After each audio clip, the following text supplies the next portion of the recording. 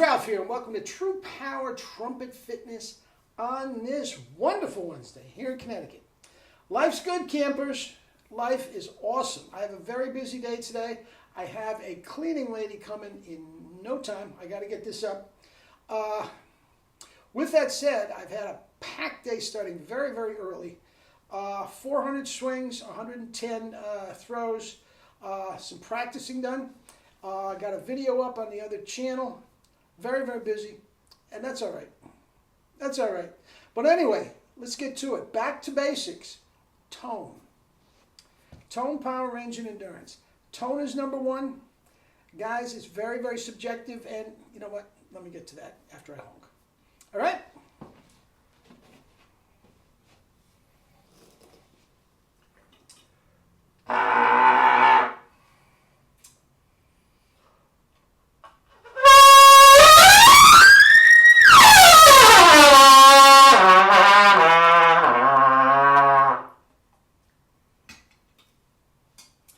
Locked in. It has been all day.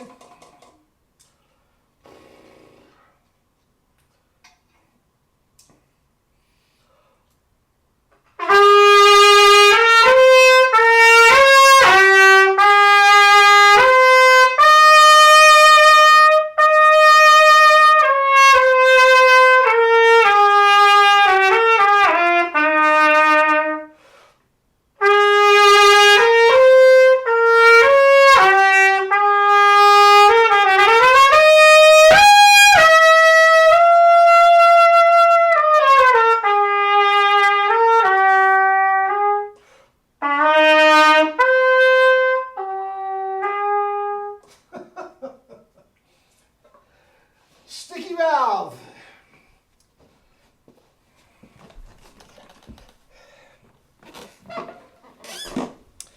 Anyway, tone. Very, very subjective. Now, first and foremost, guys, far be it from me to tell you what tone you should try to play with, or you prefer. I prefer a big tone. Centered, pure, brilliant. We've been through all this, okay? If you don't prefer that, that's fine. That's fine. Guys, the thing about it is, you make it the same way. Yeah, it's produced the same way. Number one, the tone, as we know, we've heard enough from guys like Perico and all the great ones, it can be a chameleon. You can change it just by alternating the compression in your mouth. You can do that. So far be it from me, you know, I sound like this, so you have to sound like that. Guys, many people tune into this channel and say, well, I don't like your tone. Guys, that's what I want to sound like. So if you don't like my tone, there's a real good chance I'm not going to like yours. I mean, it's as simple as that. But that doesn't mean we can't agree on how to produce the tone. Okay? First of all, I do believe this is the secret to getting that chameleon effect. I never was able to do that with other mouthpieces. Jerry's mouthpieces too, okay? And there were some good ones. I've never been able to do it. But all it is controlling the compression inside the oral cavity, and you can sound like Herseth 1 minute and Maynard the next. You can sound like Herseth at the lower part of a scale, and by the time you get up to the high note, you can sound like Maynard. Guys, and the fact of the matter is, I find that all of my idols, now think about this, all of my idols, for the most part, sound alike. I believe that. I absolutely believe that. With some variations for what kind of genre of music they're in. But guys, I have showed you on this channel of Maurice Andre playing Gershwin, and he sounds like Harry James. I don't care what you say. He sounds like Harry James on a C trumpet playing Gershwin. His vibrato wasn't the same, okay? But I'll tell you what, Doc Severinsen, you don't think with the same equipment he could play first trumpet in any orchestra in the world? The Triscari brothers, sorry, Joe. They prove it. One's in the MGN, the other one can play the lead, Tootie's trumpets, anything you want. All in the same mouthpiece. Guys, it can be done. Mel Broyles could play anything. Anything. Guys, so if my tone is too bright for you, it doesn't matter. It doesn't mean you can't play this.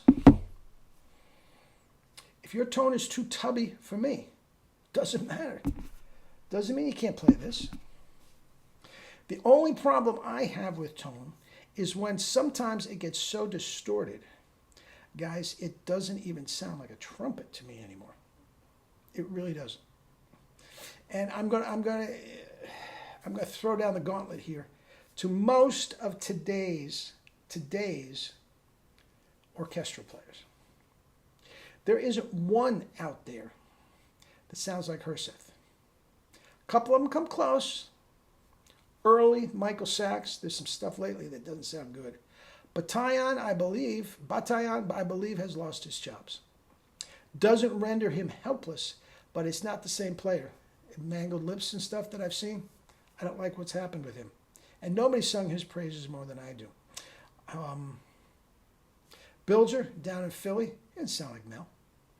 So that's what I'm saying. Now, but on the other, every single person that I said, Sachs, Bilger, whatever, guys, Batan, they're terrific players.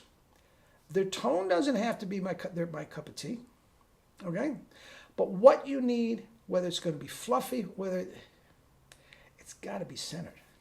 Guys, even Clark Terry, who's playing flugelhorn most of the time towards the end, the early stuff was very, very centered. He didn't have the knock the walls down that Cat Anderson did, but very, very centered. It has to be centered. And I do believe, now check this out, I think this is where guys get in trouble. Centered, and I think the trumpet, in the B-flat trumpet for sure, and as it got smaller even more so, but the B-flat trumpet is basically a very bright, brilliant sound. And these orchestral players that try to get so far removed from that brilliant sound, that is where they start playing, in my opinion, incorrectly. Okay? Now, I'm not going to name any names on that. Okay? But man, Broyles, Herseth, John Ware, Cat Arabic, are you kidding me? There's nobody out there sounding like that. To my ear. That does not mean they're wrong. To my way of looking at tone, but you gotta start with centered and brilliant. And from the brilliant part, you can still keep the center, but absolutely control the timbre inside your mouth and take the brilliance off if you want. Take the brilliance off if you want. Guys, Dave Perico's Nessun Dorma is all over the internet. If you don't have it, find it. He toys with the timbre. It's like he said, okay, a little bit of that. Oh, too much takes him off there. Ah, nail it over there. And it's all here. It's all here. And this guy is the king of Vegas, guys. But he could play first trumpet next to Bilger with the same mouthpiece and blend perfectly. Centered and pure. Intonation goes with that. But that's where you got to start. Tone. We'll talk about power, range, and endurance. Power is another one that really, I feel, separates the new age guys from my old school group.